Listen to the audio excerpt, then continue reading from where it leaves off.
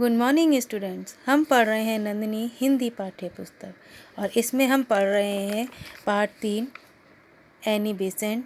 इसमें हमने अब तक पढ़ा है कि उनका जन्म कब हुआ, कहाँ हुआ, उनके बचपन का नाम, उनके माता पिता का नाम, उनका भारत आगमन, भारत के प्रति उनके विचार, ये सब हमने इस चैप्टर में अभी तक पढ़ा है। अब हम आगे पढ़ते हैं। होम रूल की बात सबसे पहले 1895 में बाल गंगाधर तिलक ने उठाई थी। आप इस लाइन पर भी अंडरलाइन करेंगे। 1914 ईस्वी में एनी बेसेंट ने होम रूल को कार्य रूप में लाने के लिए लोगों को तैयार करना प्रारंभ कर दिया। इसके लिए उन्होंने मद्रास होम रूल लीग की स्थापना की। इस पर भी आप अंडरलाइन करोगे कि एनी बेसेंट ने मद्रास होम रूल लीग की स्थापना की। एनी बेसेंट भारत की पूर्ण स्वतंत्रता के पक्ष में थी। होम रूल का काम सुचारू रूप से चलाने के लिए एनी बेसेंट ने एक साप्ताहिक पत्र कॉमनवेल्थ शुरू किया। इस पर आप अंडरलाइन करोगे। उन्होंने इसके पक्ष में जगह जगह भाषण दिए। उनके लेखों से अंग्रेज शासक विचलित हो गए। पत्र को जब्त कर लिया गया तथा उनसे 2000 रुपये जुर्माना जमा करने को कहा गया। होम रूल का नारा भारत के सब शिक्षित लोगों ने अपना लिया। कांग्रेस और लीग दोनों को इस आंदोलन ने जीत लिया। एनी बेसेंट का स्थान स्थान पर सम्मान किया गया।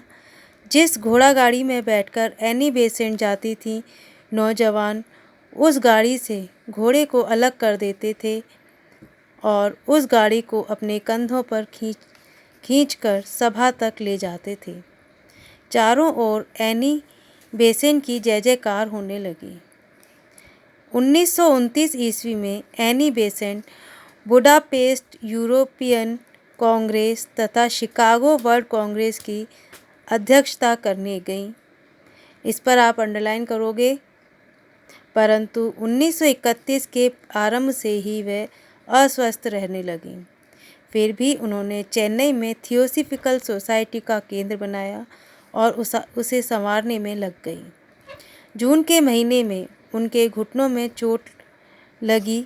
इसके बाद वे कभी न उठ सकीं और 20 सितंबर 1933 को वे इस संसार से विदा हो गईं। आप इस पे भी अंडरलाइन करोगे कि उनकी मृत्यु कब हुई। उनका नाम भारतीय इतिहास में सदा अमर रहेगा। वे कहती थीं, हम सब बच्चे भारतवासी बनकर जिएं और भारतवासी बनकर ही मरें। उनके आदर्शों पर चलकर ही हम उनकी स्मृति को सदैव बनाए रखने में सफल हो सकेंगे। यही उनके लिए सच्ची श्रद्धांजलि होगी। बच्चों, अब हमारा ये चैप्टर कंप्लीट हो चुका है। कठिन शब्द, शब्द अर्थ हम कर चुके हैं। मैंने आपको एक्सरसाइज पेंसिल से फिल करने का होमवर्क दिया था। अब मैं आपको इसके सही आंसर बताती हूँ और आपको इसे ब्लू पेन से बुक में ही फिल करना है। यही आपका होमवर्क है कि आप एक्सरसाइज मैच करेंगे और उसे ब्लू पेन से फिल करेंगे। पहला है रिक्त स्थान। भारत के 1857 के प्रथम स्वतंत्रता संग्राम को अंग्रेज़ों ने, इसमें आंसर आएगा विद्रोह, कहा। दूसरा है एनी बेसेंट ने एक पुस्तक लिखी जिसका नाम इंग्लैंड, इंडिया, अफ़गानिस्तान था। तीसरा, एनी बेसेंट थियोसॉफिकल सोसाइटी की सदस्य बन गई। चौथा, शिक्षा के क्षेत्र में एनी बेसेंट ने इंग्लैंड में बहुमूल्य योगदान दिया। अगला प्रश्न है, सही विकल्प पर सही का चिन्ह लगाइए। इसमें पहला है, भारत में प्रथम स्वतंत्रता संग्राम कब हुआ? इसका सही आंसर है 1857। इंग्लैंड, इंडिया एंड अफ़गानिस्तान कब प्रकाशित हुई? 1889 में। एनी बेसेंट के बचपन का नाम था एनी वुड। एनी बेसेंट का विवाह कब हुआ? इसमें सही आंसर होगा 1867 में। आगे है, निम्नलिखित शब्दों के पर्यायवाची रूप लिखिए। सबसे पहला है इसमें महत्वपूर्ण, तो उसके पर्यायवाची आप लिखेंगे उपयोगी और आवश्यक। विवाह, विवाह के पर्यायवाची शादी और परिणय। माध्यम, माध्यम के पर्यायवाची हैं साधन और स्रोत। समुद्र, सागर, रत्नाकर। विश्व, जगत, संसार। विचलित, बेचैन, परेशान। दृश्य, नज़ारा, सीनरी। अब हमें करना है मिलान कीजिए।